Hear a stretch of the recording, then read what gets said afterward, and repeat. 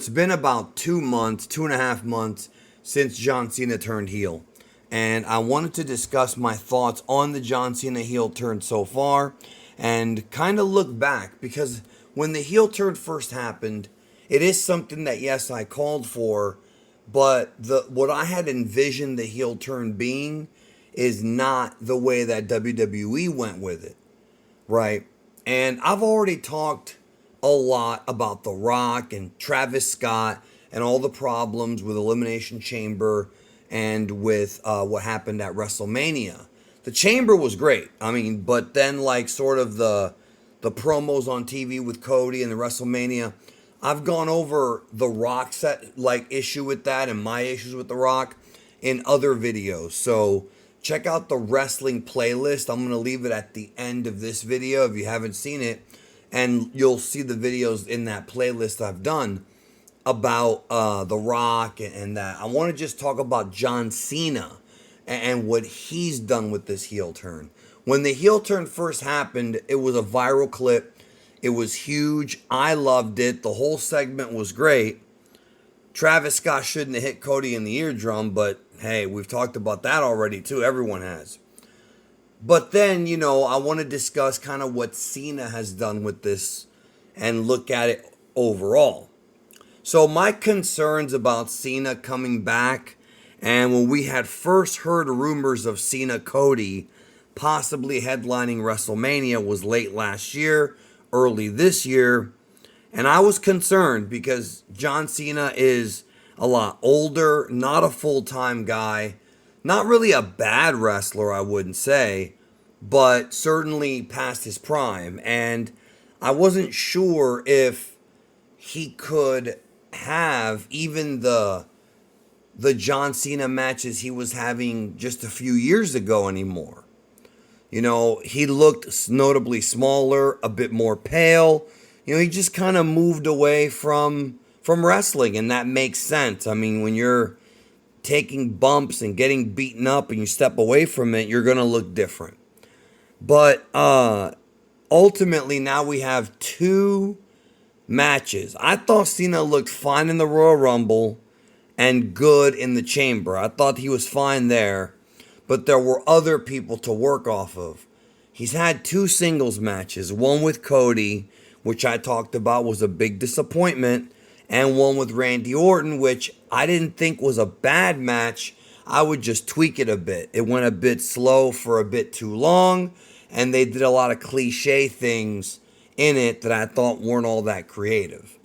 There were other things and other ways to execute this I thought that could have been better, but the Randy Orton match, in my opinion, was better than the Cody match, which is crazy considering, that Cody's the younger guy of the three.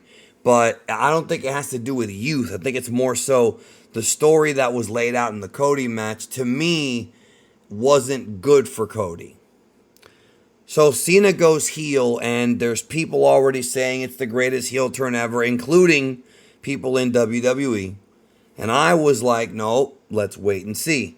And I do think that John Cena's heel run so far, it's still early, has been disappointing. This is not, I don't think, what people pictured back in the late 2000s, in the early 2010s when this almost happened, or even in 2020 when at WrestleMania 36, the cinematic match Cena had with Bray Wyatt sort of dabbled in the story or the idea of Cena possibly going heel. And the issue, I think, is the fact that the more that I see John Cena, the more that I see that he's playing a heel and not really being a heel.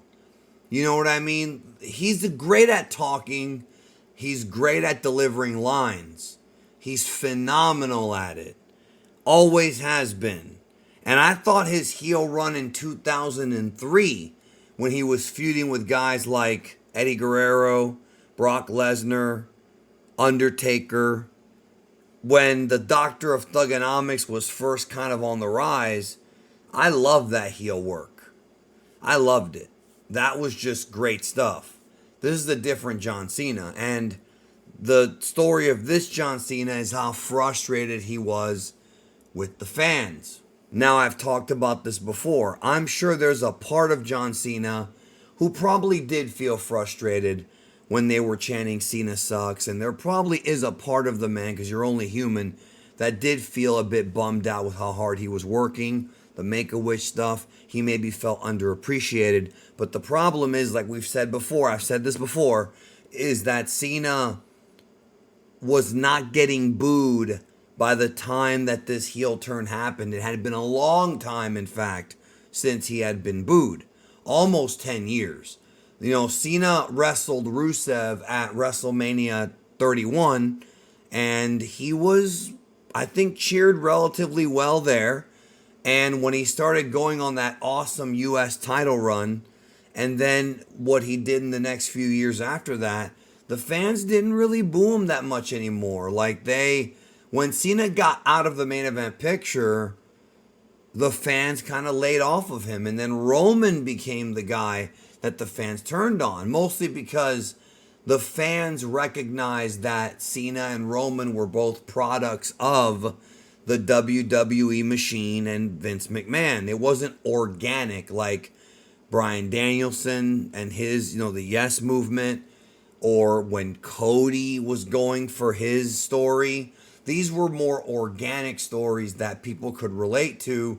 And even though Cody was protected, it didn't feel like Cody was being shoved down people's throats. It didn't feel that way. But Roman and Cena were. And that's why they ultimately booed. And then Roman goes heel, creates a new character for himself, and he's pretty disliked at first, but little by little, people started to come around because of how awesome the bloodline angle was and how great Roman was in the vignettes, in the promo department, and he was having great pay-per-view matches. I actually miss Roman being a regular part of the show.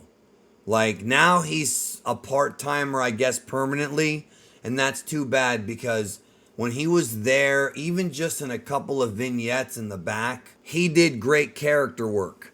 Cena, I don't think, is doing great character work. I think his promos and the points he's made on SmackDown about raising the kids and I raised your kids for you and this and that, that stuff actually I liked. I liked the Randy Orton exchange, the one that was on SmackDown a couple weeks ago. The one on Friday, this past Friday, was fine, but it seems to be this formula now where a babyface gets the upper hand on Cena multiple times before the pay-per-view and then Cena wins. And I think this formula needs to be broken up.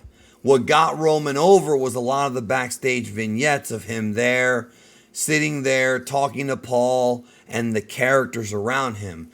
With Cena, they haven't really built up enough characters around him to where he can actually really sort of stretch his legs as a performer and be a bit more subtle. He's kind of overdoing it. It's coming off cartoony, and it feels like he's playing a heel. And like I said, I'm sure he feels some of that stuff, but people are now cheering him like they are Becky. Has it backfired? I don't know about backfired, but Cena was not hated when he turned heel, and he's not going to be hated the majority of the year, this year, no matter who they put him against, unless they flip it. They're going to have to figure out a way to get this guy booed, and right now, I'm not sure what that is, because trashing on the fans, that's just not... Every heel does that. Everyone does that. It's just not going to work. Even Dominic Mysterio is getting cheered. One of the things I learned growing up a wrestling fan is that certain guys and girls, when you've been in the company a certain number of years, it becomes very difficult to boo you even if you turn heel. Once you've kind of been there for a long, long time, the fans kind of see you in this weird sort of like legendary, and even if you're not a legend, sort of in this like status where you become larger than life, and it's very hard to be booed. There was a time when Triple H had issues getting booed because the fans had seen him as representing an era of the past. There was a time when Ric Flair went heel and the fans still loved him because, again, like certain guys, when you're there for a long time and you hit that status, they just will never be booed again. Rock hit pay dirt last year, getting himself booed against Cody, and that's all because people cared about Cody's story. I think people need to care about whatever babyface is going to be going after Cena. And I'm not saying that they don't care about Randy Orton, but I think everybody sort of knew that Randy was not going to win this match. I think that people knew it wasn't going to be a long-term program. This is over. Like, I don't see Randy Orton. They're not going to have more rematches. I don't think so. I think whatever's next for John Cena is not going to be Randy Orton. I don't know if it'll be CM Punk because he's got a thing going on with Seth Rollins. I don't know if it'll be possibly AJ Styles, but he's about to start a feud with Dominic, it seems, right? But there's got to be a different guy. The reason why I picked Punk and AJ is because both those guys have had history with John, and so they don't need him to be there all that often to build up the matches because they've already got history with him, and they have a history of having good chemistry with John Cena. The AJ Styles and CM Punk matches with Cena were both very well liked, so I think it just makes sense. It's not going to be Triple H. It's not going to be JBL. Like, when you look at some of Cena's other rivals, Edge would be perfect right now. Like, having an Edge Cena match now with Edge as the face would be perfect, but he's in AEW, so they can't do that. So, I don't know what they're going to do, but I think the Punk match might be at SummerSlam. But what I'm trying to say is, no, I think that the heel turn is getting really, really lame. I think the heel run, is getting lame. I don't think they really ever really hit the level that people imagine they would. It's a disappointment. It's unfortunate, especially with this creative team and not Vince.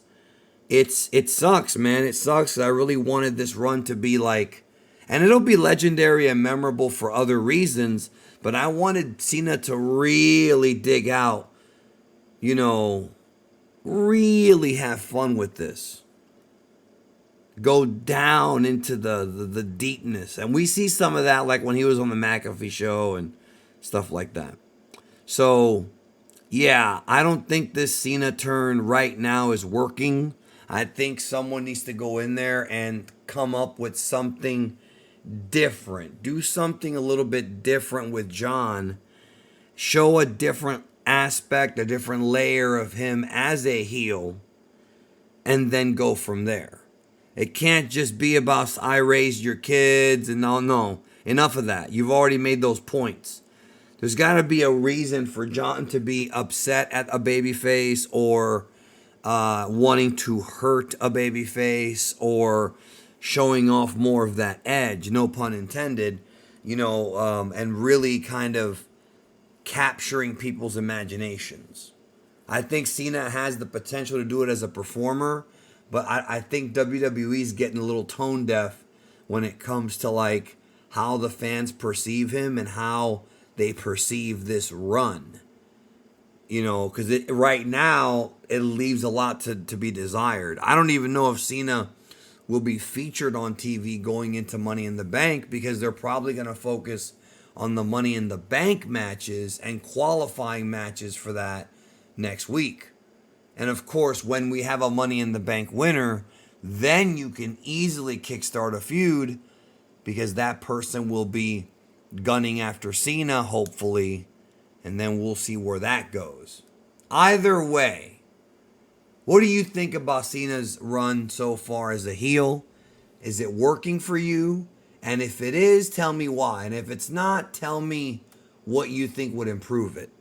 Let me know. Take care.